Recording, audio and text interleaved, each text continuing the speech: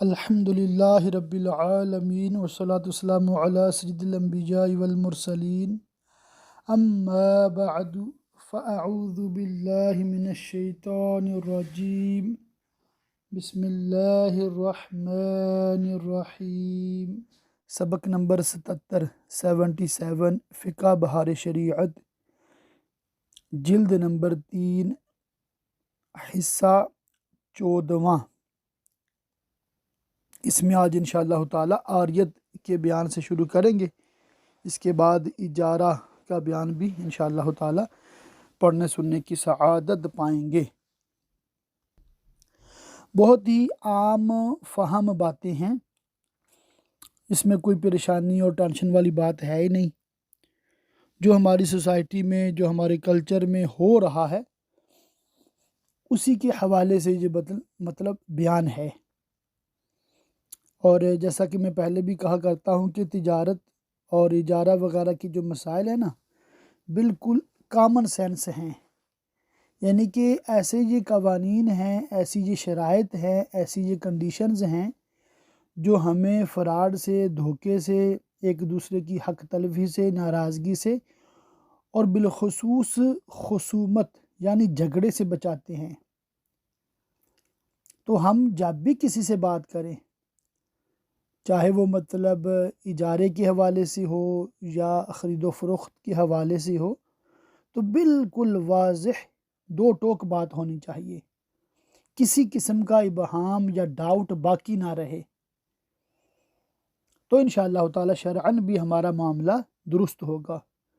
اور ایک محض دنیاوی معاملہ ہے، ٹھیک ہے، ہماری نظر میں محض ایک دنیاوی معاملہ ہے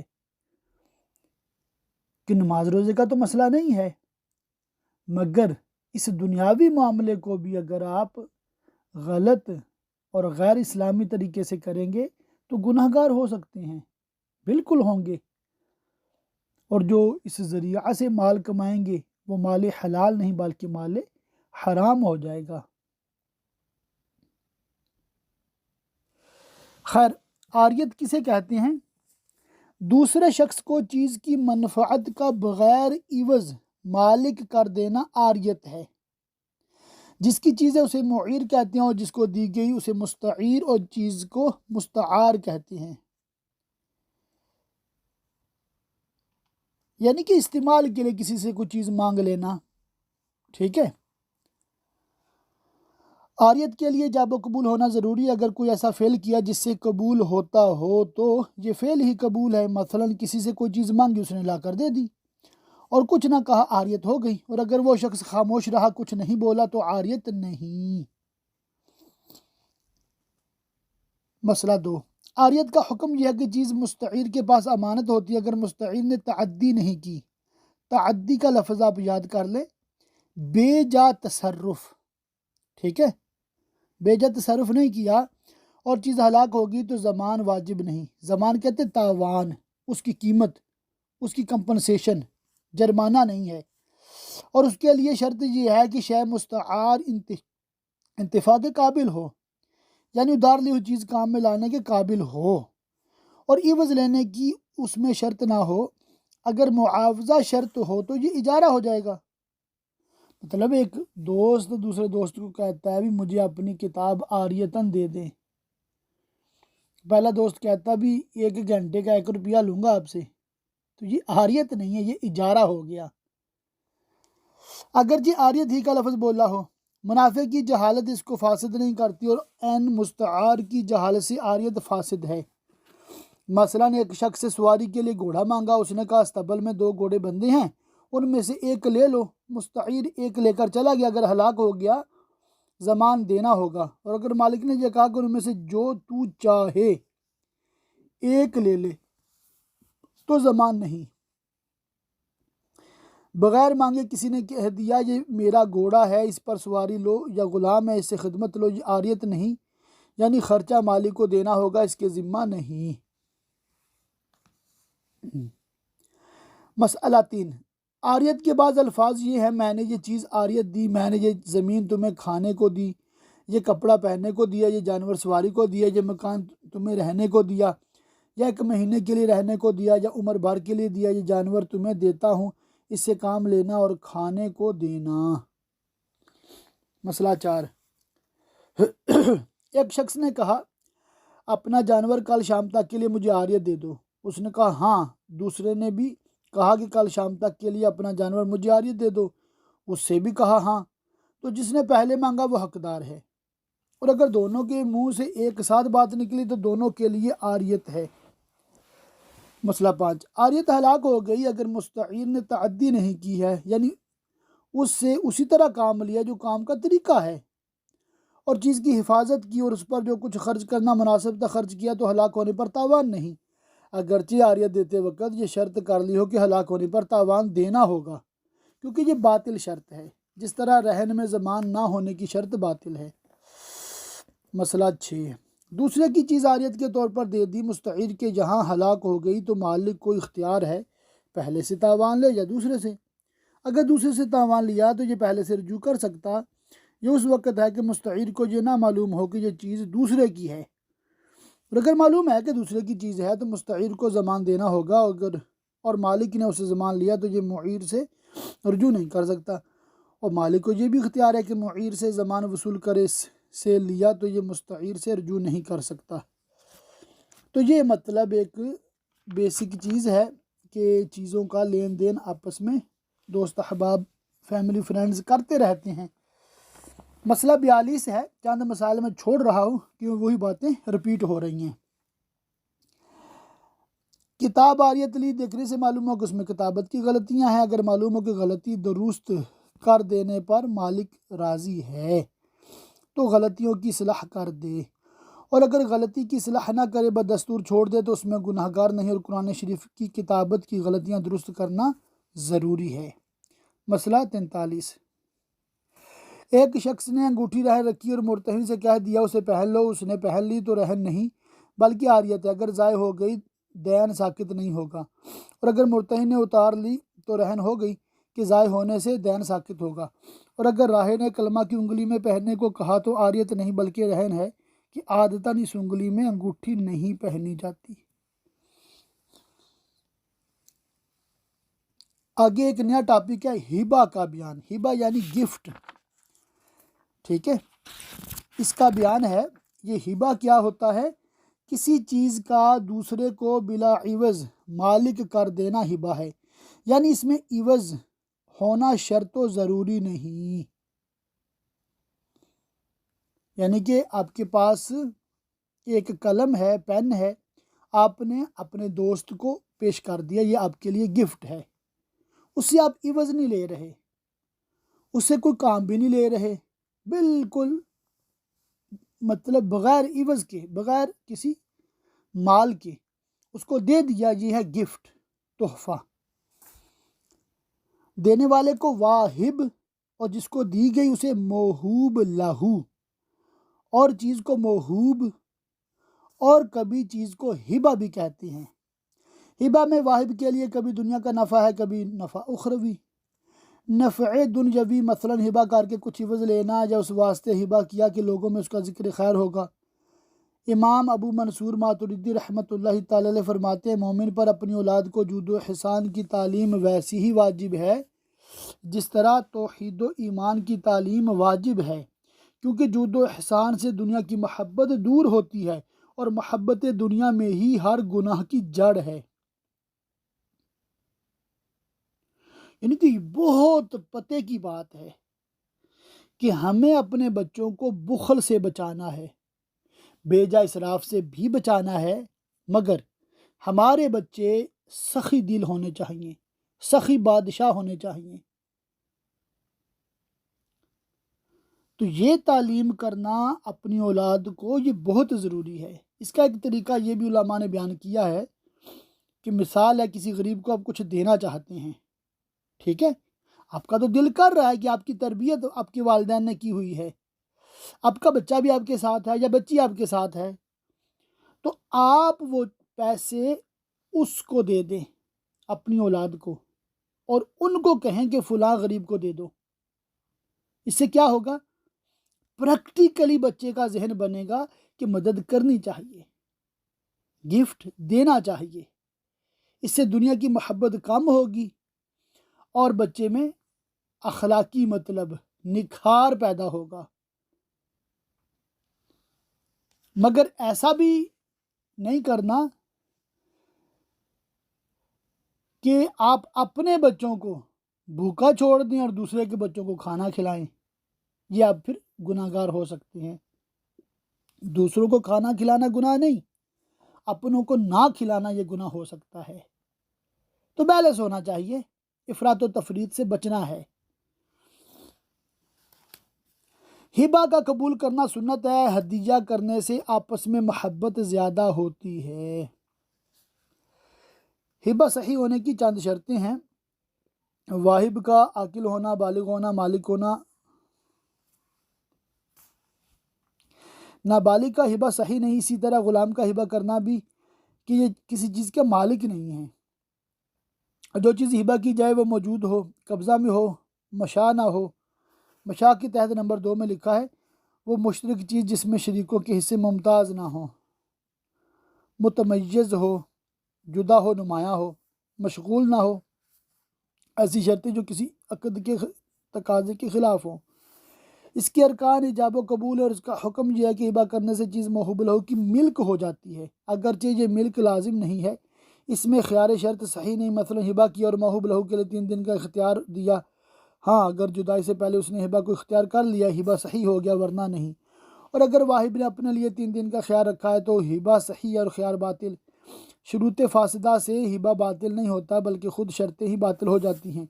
एक शख्स को अपना ग़ुलाम इस शर्त पर हिबा किया कि वो ग़ुलाम को आज़ाद कर दे, हिबा सही है, हिबा हो गया, शर्त बातिल है। यानी शर्त पे अमल करना ज़रूरी नहीं है, क्योंकि उसको आपने हिबा कर दिया, वो आज़ाद करे ना करे। अगर आज़ाद ही करना है तो आप खुद कर दें, सिंपल बात है ना। मसला 4, हिबा 2 किस्म है, एक तमलीक, दूसरा इसकात। मसलन जिस पर मुतालबा था मुतालबा उसे हिबा करना, उसको साकित करना है। मदयून के सिवा दूसरे को दैन हिबा करना उस वक़्त सही है कि कब्ज़ा भी उसको हुक्म दे दिया हो और कब्ज़ा का हुक्म ना दिया हो तो सही नहीं। मसला 6 है, हिबा के बहुत से अल्फाज हैं। मैंने तुझे हिबा किया, ये चीज़ तुम्हें खाने को दी, ये चीज़ मैंने फ़लाँ के लिए या तेरे लिए कर दी, मैंने ये चीज़ तेरे नाम कर दी, मैंने इस चीज़ का तुझे मालिक कर दिया। अगर करीना हो तो हिबा है, वरना नहीं।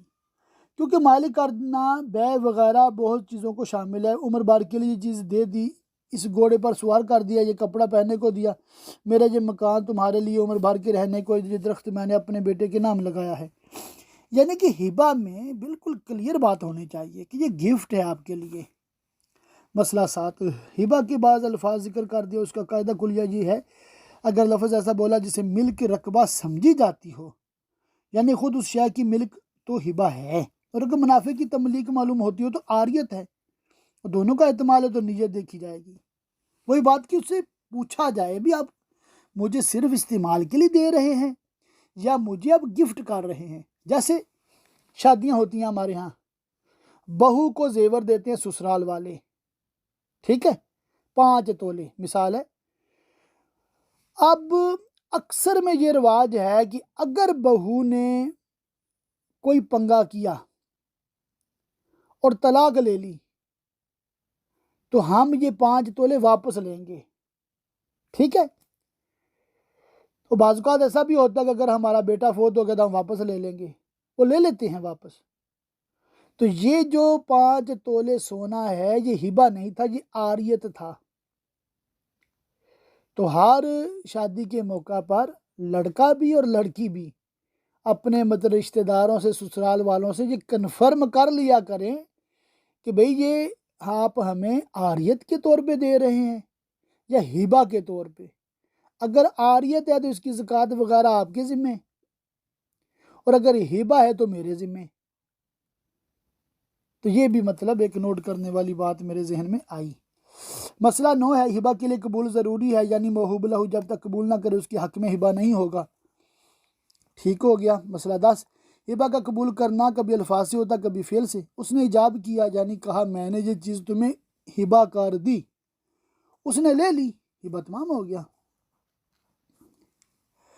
ہبہ تمام ہونے کے لیے قبضہ کی بھی ضرورت ہے، بغیر اس کی ہبہ تمام نہیں ہوتا۔ پھر اگر اسی مجلس میں قبضہ کرے تو واہب کی اجازت کی بھی ضرورت نہیں، اور مجلس بدل جانے کے بعد قبضہ کرنا چاہتا ہے تو اجازت درکار ہے۔ ہاں اگر اس مجلس میں ہبہ کیا ہے، اس نے کہہ دیا کہ تم قبضہ کر لو، تو اب اجازت حاصل کرنے کی دوبارہ ضرورت نہیں ہے، وہی پہلی اجازت کافی ہے۔ تو اسے کہتے ہیں کہ موہوب جو ہے، جو ہبہ کی گئی چیز ہے، اس پہ قبضہ ہونا بھی ضروری ہے۔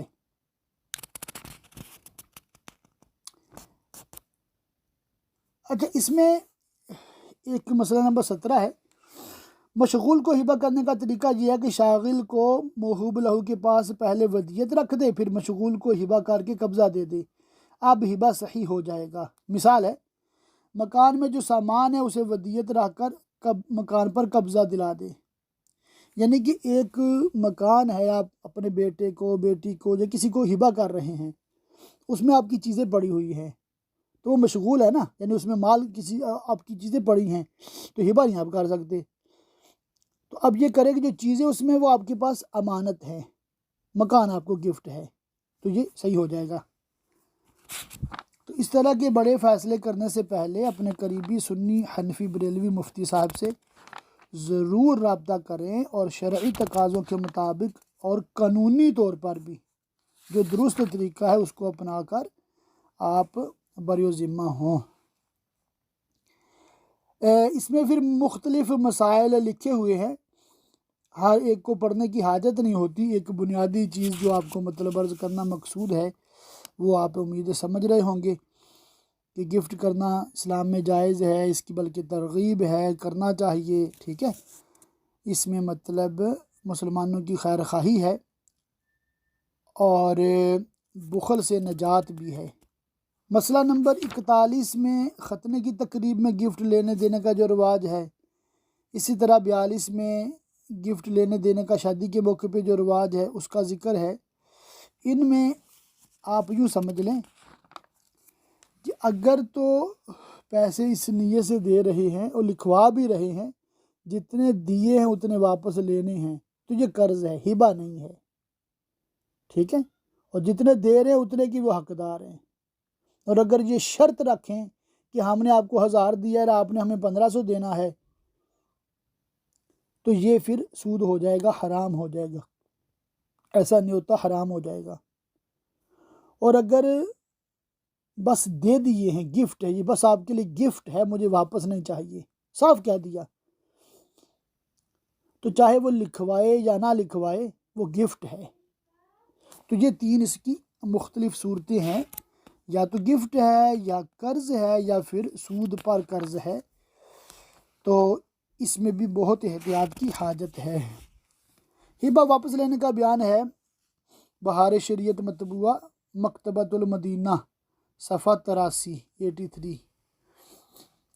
کسی کو چیزیں دے کر واپس لینا بہت بری بات ہے۔ حدیث میں ارشاد ہوا، اس کی مثال ایسی ہے جس طرح کتا کہہ کر کے، الٹی کر کے، وومٹ کر کے پھر چاٹ جاتا۔ لہٰذا مسلمان کو اس سے بچنا ہی چاہیے، مگر چونکہ ہبہ ایسا تصرف ہے کہ واہب پر لازم نہیں، اگر دے کر واپس ہی لینا چاہے تو قاضی واپس کر دے گا، اسے نہ واپس لینے پر مجبور نہیں کرے گا۔ اور یہ واپس لینے کا حکم بھی حدیث سے ثابت ہے، مگر سب جگہ واپس نہیں کر سکتا۔ بعض صورتیں ہیں کہ ان میں واپس لے سکتا ہے اور بعض میں نہیں لے سکتا۔ یہاں اسی کی تفصیل بیان کی جاتی ہے۔ مشورہ آپ لوگوں کے لیے یہی ہے کہ ذہن یہ بنا لینا ہے کہ سوچ سمجھ کر گفٹ کرنا ہے، ٹھیک ہے، بڑے بول نہیں بولنے، اور جب گفٹ کر ہی دیا تو پھر واپس نہ لیں، سمجھے وہ چیز گئی، میرے پاس تھی ہی نہیں، یہ ایک بہتر حل ہے، ٹھیک ہے۔ اس کے چند مسائل انشاءاللہ تعالیٰ دیکھ لیتے ہیں ویسے ضمناً۔ رجوع کرنے کے لیے ضروری ہے کہ رجوع کے الفاظ بولے، مثلا رجوع کیا، واپس لیا، ہبہ کو توڑ دیا وغیرہ۔ مسئلہ 9، ہبہ میں رجوع کرنے سے 7 چیزیں مانے ہیں، ان 7 کو ان الفاظ میں جمع کیا گیا ہے: دال، میم، عین، خا، زا، قاف، ہا۔ یہ کیا ہے؟ پہلا ہے زیادت متصلہ، ٹھیک ہے، زیادت متصلہ، جس چیز کو ہبا کیا اس میں کچھ زیادت ہوئی اگر یہ موہوب کے ساتھ متصل ہے واہب رجوع نہیں کر سکتا۔ مثلا ایک نابالغ غلام کسی کو ہبا کیا، اب وہ جوان ہو گیا، رجوع نہیں کر سکتا۔ زیادت متصلہ متولدہ ہو یا غیر متولدہ، موہوب لہو کے فعل سے ہوئی ہو یا اس کے فعل سے نہ ہوئی، سب کا ایک حکم ہے۔ زیادت متصلہ کہتے ہیں کہ اس چیز کی قیمت میں زیادتی ہو گئی، ٹھیک ہے، پہلے وہ چیز مثال ہے 10 روپے کی تھی، اب وہ 15 کی ہو گئی، تو اب یہ واپس نہیں لے سکتا۔ مسئلہ 14 ہے، زیادت منفصلہ رجوع سے مانے نہیں۔ مثلا بکری ہبا کی تھی، اس کے بچہ پیدا ہوا، یہ زیادت منفصلہ ہے کہ بکری الگ چیز ہے اور اس کا بچہ الگ چیز ہے۔ واہب اپنی ہبا کی ہوئی چیز واپس لے سکتا، زیادت موہوب لہو کی ہوگی، اس کو واپس نہیں لے سکتا۔ بکری تو واپس لے سکتا ہے، وہ بچہ واپس نہیں لے سکتا، مگر جانور کو اس وقت واپس لے سکتا ہے جب بچہ اس قابل ہو جائے کہ اسے ماں کی حاجت نہ رہے۔ تو یہ متصلہ اور منفصلہ کا فرق آپ ذہن میں رکھیے گا۔ دوسری جو ہے شرط، موت احد المتعاقدین، یعنی کہ جو دو عقد کرنے والے ہیں ان میں سے ایک کی موت، ہبا کر کے قبضہ دے دیا، اس کے بعد واہب یا موہوب لہو دونوں میں سے کوئی بھی مر جائے، ہبا واپس نہیں ہو سکتا۔ نمبر 3، واہب کا عوض لینا معنی رجوع ہے۔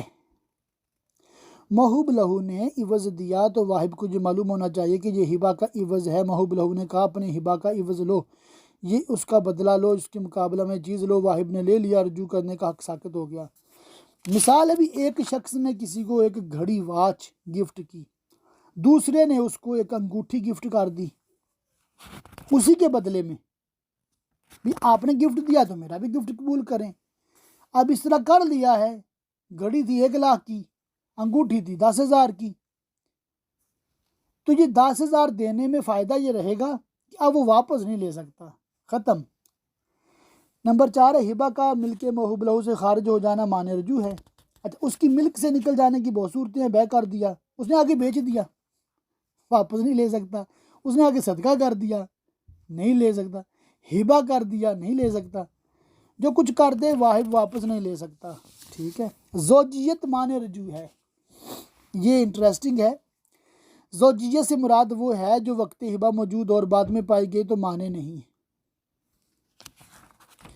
مثلا ایک اجنبیہ عورت کو ہبا کیا تھا، ہبا کے بعد اسی سے نکاح ہو گیا، واپس لے سکتا ہے کہ وہ پہلے بیوی نہیں تھی۔ اچھا، اگر اپنی بیوی کو ہبا کیا تھا تو چاہے وہ اپنی بیوی کو ہبا کیا تھا، اس کے بعد فرقت ہو گئی تو واپس نہیں لے سکتا۔ غرض کے واپس لینے اور نہ لینے دونوں وقت ہبا ہی کا لحاظ ہے۔ قرابت معنی رجوع ہے، قرابت سے مراد اس مقام پر ذی رحم محرم ہے، یعنی یہ دونوں باتیں ہوں اور حرمت بھی نسب کی وجہ سے ہو تو واپس نہیں لے سکتا۔ مثلا باپ دادا اولاد وغیرہ کو کچھ دیا ہے، واپس نہیں لے سکتا، ٹھیک ہے۔ عین موہوب کا ہلاک ہو جانا معنی رجوع ہے، یعنی جو چیز دی ہے وہ چیز ہی ختم ہو گئی تو کیا واپس لے گا، کچھ بھی نہیں۔ رجوع کے مسائل ہیں صفحہ نمبر 95 پہ، مسئلہ نمبر 51 ہے 51۔ ہبا میں رجوع کرنے کے لیے ضروری ہے کہ دونوں کی رضامندی سے چیز واپس ہو یا حاکم نے واپسی کا حکم دے دیا ہو۔ تو یہ مطلب ایک بس بنیادی مسئلہ تھا، وہ آپ کے گوش گزار میں نے کر دیا۔ مسائل متفرقہ ہیں، اسی سے ملتے جلتی صورتیں ہیں، ان کی ہمیں حاجت نہیں ہے۔ آگے اجارہ کا بیان، ٹھیک ہے، امپلائمنٹ کا بیان ہے، یہ بھی انشاءاللہ تعالیٰ تھوڑا سا پڑھوں گا، باقی آپ خود ہی دیکھ لیں اگر دیکھنا چاہیں۔ اور دوسری اس میں بنیادی بات یہ ہے کہ ہر ملک میں ہر علاقے میں اجارہ کے حوالے سے مختلف الفاظ، مختلف طریقہ کار، تو اس کا بہت زیادہ انحصار عرف پر ہوتا ہے، جو وہاں پر آپ کی پریکٹس ہے اس پہ ہوتا ہے، اور اسلام نے اس کے حوالے سے جو بنیادی باتیں بیان کی انشاءاللہ تعالیٰ میں عرض کرتا ہوں۔ 107 پر ہے مسائل فقہیہ، کسی شے کے نفع کا عوض کے مقابل کسی شخص کو مالک کر دینا اجارہ ہے۔ مزدوری پر کام کرنا اور ٹھیکہ اور کرایہ اور نوکری، یہ سب اجارہ ہی کے اقسام ہیں۔ مالک کو آجر، موجر اور مواجر، اور کرایہ دار کو مستاجر، اور اجرت پر کام کرنے والے کو اجیر کہتے ہیں، امپلائی، ٹھیک ہے، مالک کو امپلائر۔ مسئلہ ایک، جس نفع پر عقد اجارہ ہو وہ ایسا ہونا چاہیے کہ اس چیز سے وہ نفع مقصود ہو، اور اگر چیز سے یہ منفعت مقصود نہ ہو جس کے لیے اجارہ ہوا تو یہ اجارہ فاسد ہے۔ کسی سے کپڑے اور ظروف کرائے پر لیے مگر اس لیے نہیں کہ کپڑے پہنے جائیں گے، ظروف استعمال کیے جائیں گے، بلکہ اپنا مکان سجانا مقصود ہے، یا گھوڑا کرائے پر لیا مگر اس لیے نہیں کہ اس پر سوار ہوگا بلکہ کوتل چلنے کے لیے، یا مکان کرائے پر لیے اس لیے نہیں کہ اس میں رہے گا بلکہ لوگوں کو کہنے کی ہوگا کہ یہ مکان فلاں کا ہے، ان سب صورتوں میں اجارہ فاسد ہے اور مالک کو اجرت بھی نہیں ملے گی اگرچہ مستاجر نے چیز سے وہ کام لیے جس کے لیے اجارہ کیا تھا۔ مسئلہ 2، اجارہ کی ارکان ایجاب و قبول ہیں، خواہ لفظ اجارہ ہی سے ہوں یا دوسرے لفظ سے۔ لفظ عاریہ سے بھی اجارہ منعقد ہو سکتا ہے، یہ کہا میں نے یہ مکان 1 مہینے کو 10 روپے کے عوض میں عاریت پر دیا، دوسرے نے قبول کر لیا، اجارہ ہو گیا۔ یوں ہی اگر یہ کہا کہ میں نے اس مکان کے نفع اتنے کے بدلے میں تم کو ہبہ کیے، اجارہ ہو جائے گا۔ یعنی کہ جب ہبہ کا لفظ ہے ساتھ میں پیسوں کا بھی ذکر ہے، عاریت کا لفظ ہے ساتھ میں پیسوں کا بھی ذکر ہے، تو آٹومیٹک یہ اجارہ ہو رہا ہے، عاریت یا ہبہ نہیں ہو رہا۔ مسئلہ 3، مگر اس طرح کے الفاظ بھی استعمال نہ کیے جائیں بلکہ بالکل کلیئر ہو بھی کرائے پہ دے رہا ہوں آپ کو، سمجھے بات کو۔ مسئلہ 3، جو چیز بیع کا ثمن ہو سکتی ہے وہ اجرت بھی ہو سکتی ہے، مگر یہ ضرور نہیں کہ جو اجرت ہو سکے وہ ثمن بھی ہو جائے۔ مثلا ایک منفعت دوسری منفعت کی اجرت ہو سکتی ہے جبکہ دونوں دو جنس کی ہیں اور منفعت ثمن نہیں ہو سکتی۔ اجارہ کی شرائط ہے، اجارہ کی شرائط یہ عاقل ہونا، ٹھیک ہے، پاگل کو تو نہیں رکھ سکتے اجارے پہ۔ نمبر 2، ملک و ولایت یعنی اجارہ کرنے والا مالک یا ولی ہو، اجارہ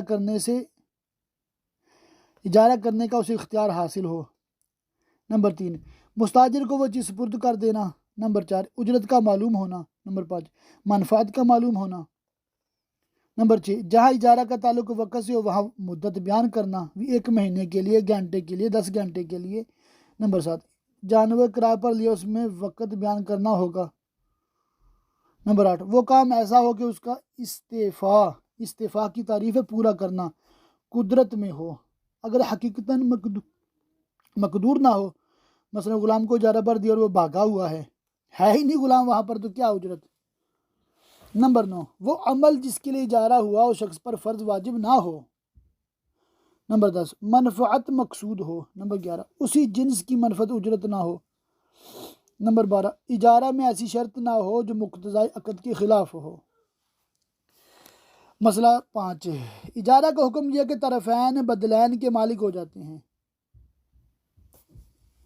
مگر یہ ملک ایک دم نہیں ہوتی بلکہ وقتاً فوقتاً ہوتی ہے، مگر جبکہ تعجیل یعنی پیشگی لینا شرط ہو تو عقد کرتے ہی اجرت کا مالک ہو جائے گا۔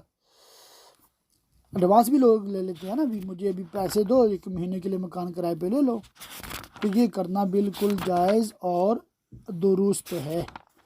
اس سے پھر متفرق مسائل یہاں پر لکھے ہوئے ہیں، آپ کا ذوق اور شوق اگر اجازت دے تو ان سارے مسائل کو آپ پڑھ لیجئے گا، اور نہ پڑھنا چاہے تو بنیادی باتیں میں نے آپ کو گوش گزار کی ہیں۔ اجارہ کی چیز میں کیا فعال جائز ہیں اور کیا نہیں۔ مسئلہ 1 ہے، دکان اور مکان کو کرائے پر دینا جائز ہے، اگرچہ یہ بیان نہ کیا ہو کہ مستاجر اس میں کیا کرے گا، کیونکہ یہ مشہور بات ہے کہ مکان رہنے کے لیے ہوتا ہے، دکان میں تجارت کے لیے بیٹھتے ہیں، اور یہ بھی بیان کرنے کی ضرورت نہیں کہ کون رہے گا، کیونکہ سکونت ایسی چیز ہے کہ ساکن کے اختلاف سے مختلف نہیں ہوتی۔ مسئلہ 3 ہے، مکان اور دکان میں تمام وہ کام کر سکتا ہے جو عادتاً کیے جاتے ہیں، دیواروں میں کیلیں گاڑنا، زمین پر میخ اور کھونٹا گاڑ سکتا ہے، نہانا دھونا وغیرہ چیزیں جو عام طور پہ وہاں پر عرف ہے، ٹھیک ہے۔ تو اس کے لیے ہر علاقے، ہر شہر، ہر ملک کی اپنے قوانین ہیں کہ اس جگہ پہ جو آپ نے رینٹ پہ لی ہے کیا آپ کر سکتے ہیں اور کیا نہیں کر سکتے، تو یہ چیز میں آپ لوگوں پہ چھوڑتا ہوں، ٹھیک ہے۔ یہاں پر مسائل یہ مختلف علماء نے اپنے اپنے علاقوں کے حوالے سے ذکر فرمائے ہیں، مگر وہی بات آ جاتی ہے دوبارہ کہ کامن سینس ہونی چاہیے، ٹھیک ہے، اور عقل سلیم جس بندے میں ہوتی ہے وہ دیتے وقت بھی اور لیتے وقت بھی بالکل کلیئر بات کرتا ہے، واضح کرتا ہے، اور وہاں پہ عرف و رواج کا لحاظ رکھتا ہے، بے جا تصرف کسی کی ملکیت میں نہیں کرتا۔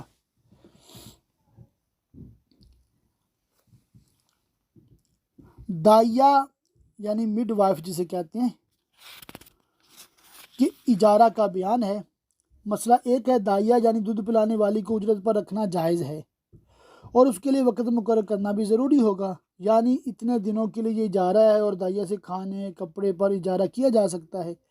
اسے کہا کہ کھانا کپڑا لیا کر اور بچے کو دودھ پلا، اور اس صورت میں متوسط درجہ کا کھانا دینا ہوگا، کپڑے کی مقدار اور جنس صفت بیان کرنا ہوگی اور اس کی مدت بھی بیان کرنی ہوگی کہ کب دیا جائے گا۔ صورت میں اگرچہ جہالت ہے مگر یہ جہالت باعث نزاع نہیں، کیونکہ بچہ پر شفقت والدین کو مجبور کرتی ہے کہ دائیا کھانے کپڑے میں کمی نہ کی جائے۔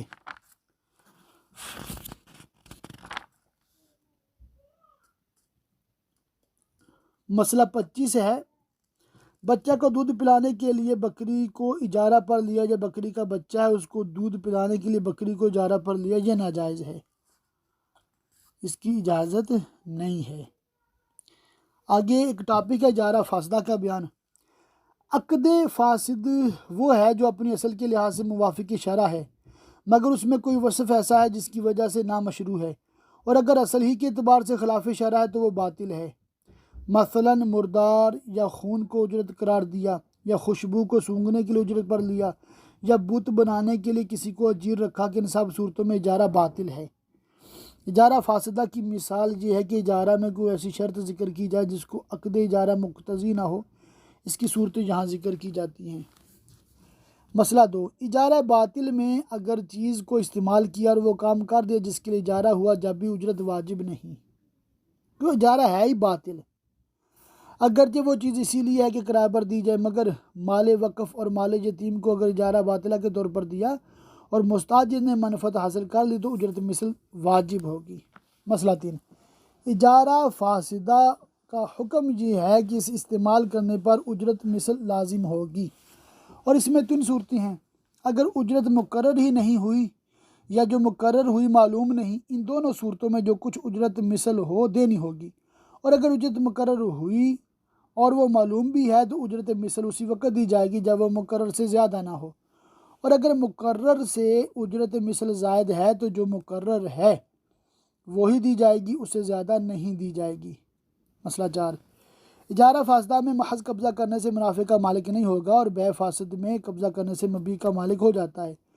مشتری کے تصرفات قبضہ کے بعد نافذ ہو جاتے ہیں، مستاجر قبضہ کر کے اسے اجارہ پر دے دے یہ نہیں کر سکتا، اور اگر اس نے اجارہ پر دے ہی دیا تو اجرت مثل لازم ہوگی۔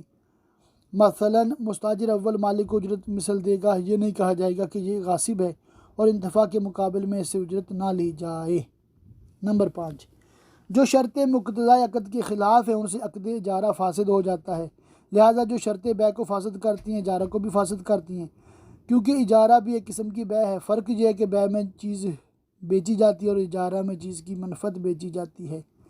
اچھا، یہ 4-5 مثال میں نے پڑھے ہیں نا 30 منٹ پورا ہونے کے بعد بھی، یہ صرف آپ کو نا جگانے کے لیے ہے اور یہ احساس دلانے کے لیے ہے کہ ستاروں سے آگے جہاں اور بھی ہیں، ابھی عشق کے امتحان اور بھی ہیں، مطلب کہ آپ عالم کورس اردو کر رہے ہیں، ٹھیک ہے، اور اس میں عربی اصطلاحات ہیں، عربی الفاظ ہیں، اور یہ بہت سارے الفاظ وہ ہیں جو آپ نے تجارت کے بیان میں پڑھے ہوئے ہیں، حصہ 11، 12، 13 میں، اور اگر آپ کو وہ وہاں سے اچھے طریقے سے یاد نہیں ہے نا تو آپ کو ان باتوں کی بالکل بھی سمجھ نہیں آئی ہوگی۔